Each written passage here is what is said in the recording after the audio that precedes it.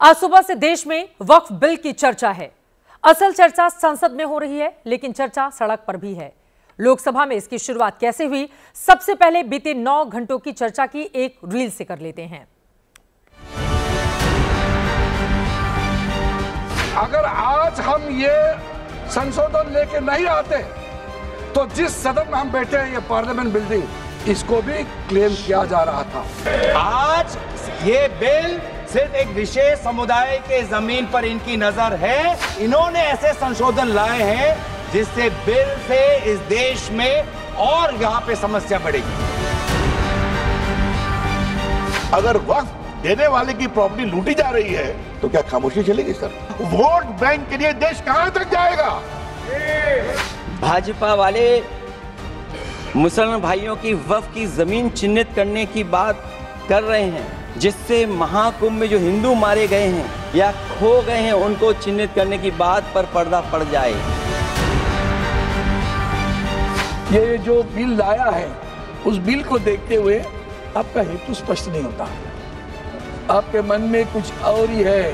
कांग्रेस के जमाने में बना वक्फ का कानून है, वह उसका मतलब तो यही था, खाता ना वही जो वक्फ कहे वही सही।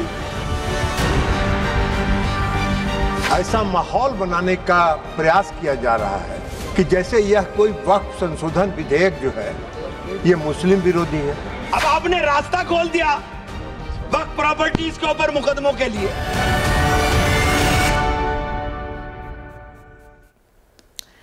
जबरदस्त चर्चा सुबह 12 बजे से ही लगातार हो रही है और जनहित में आज खबरों की शुरुआत आज की इसी सबसे बड़ी खबर, सबसे सनसनीखेज खबर से करने जा रहे हैं।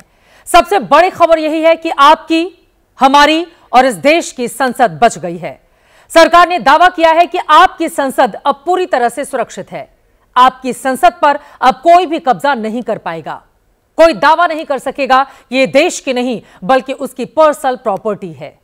आपके सांसदों को चुनकर यहां आने, बैठने और देश का काम करने से कोई भी अनंत काल तक नहीं रोक सकेगा। उन्हें यहां से कोई बेदखल नहीं कर पाएगा।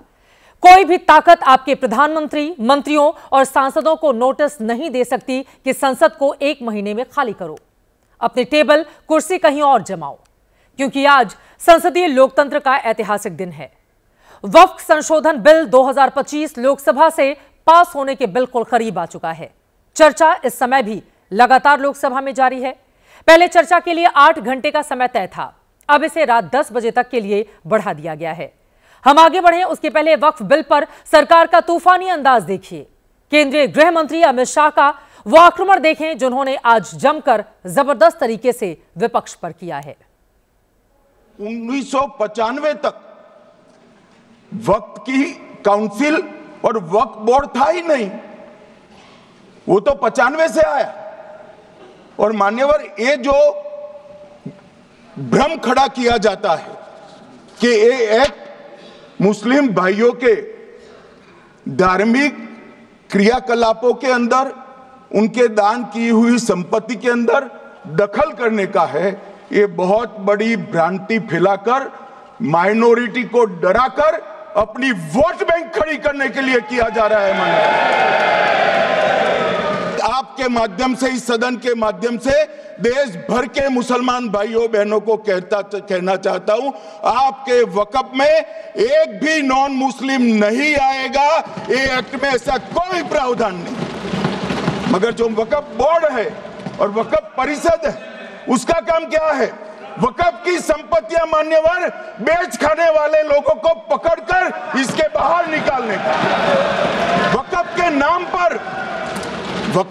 नाम पर औने पौने दाम में संपत्तियों को 100 साल तक किराए पे देने वाले लोगों को पकड़ना है।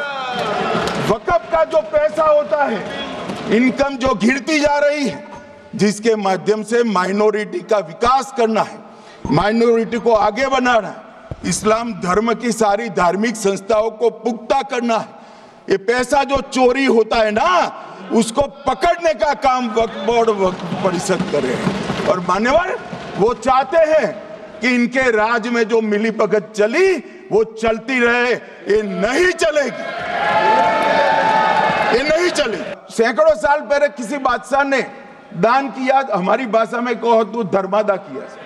अब इसकी संपत्ति को आप 12,000 रुपये में 5 सितारा होटल बनाने के लिए दे देते हो, ये उचित है क्या भाई? वो पैसा गरीब मुसलमान के कल्याण के लिए करिए, तलाकशुदा महिलाओं के कल्याण के लिए करिए, जो अनाथ बच्चे हैं उसके कल्याण के लिए करिए मानिए। और ये करने की जगह बेरोजगार मुसलमान युवाओं के लिए स्किलिंग का काम करिए। लाखों करोड़ों रुपए की भूमि मान्यवर और इनकम 126 करोड़ रुपया। अगर ये कानून का पहला पेज और तीसरी तक धाराएं भी पढ़ी होती तो इसमें स्पष्ट लिखा है ये कानून का अमल जिस दिन पारित होने के बाद भारत सरकार नोटिफिकेशन बाहर निकालेगी उस दिन के बाद होगा। मतलब रिट्रोस्पेक्टिव इफेक्ट नहीं है, मगर मुस्लिम भाइयों को डराया जा रहा है कि रिट्रोस्पेक्टिव इफेक्ट से आएगा। मान्यवर ये कह रहे कलेक्टर क्यों रखा है? मुझे एक बात बताओ भाई, जो बता सकते हैं। अगर किसी मंदिर के लिए जमीन खरीदनी है तो जमीन की मालिकी किसकी है वो हमारे देश में कौन तय करता है? सबको मालूम है, कलेक्टर करता है सर, रेवेन्यू ऑफिसर वही है।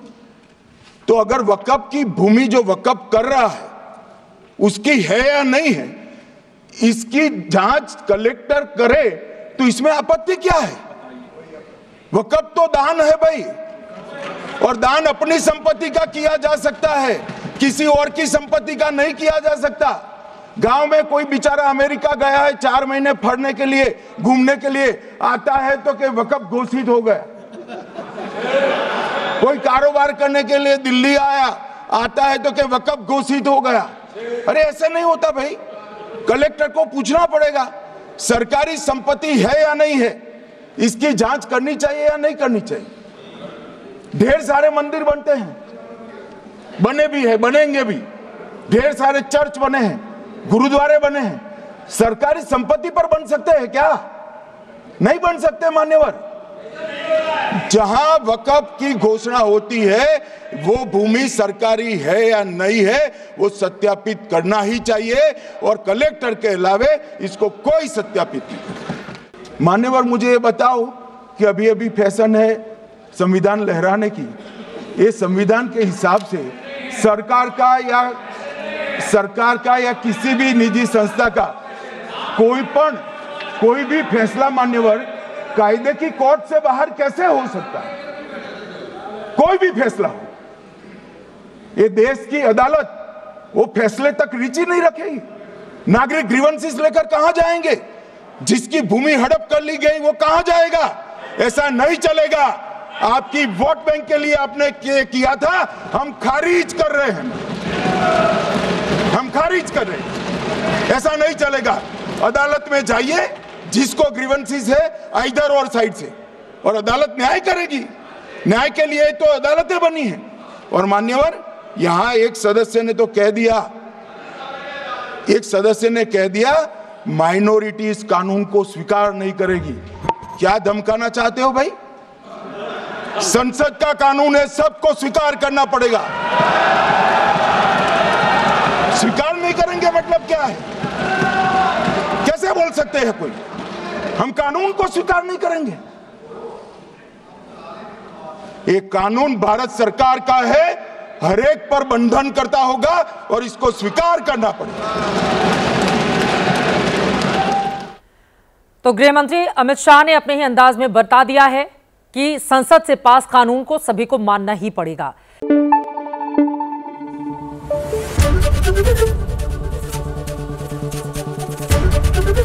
एबीपी न्यूज आपको रखे आगे।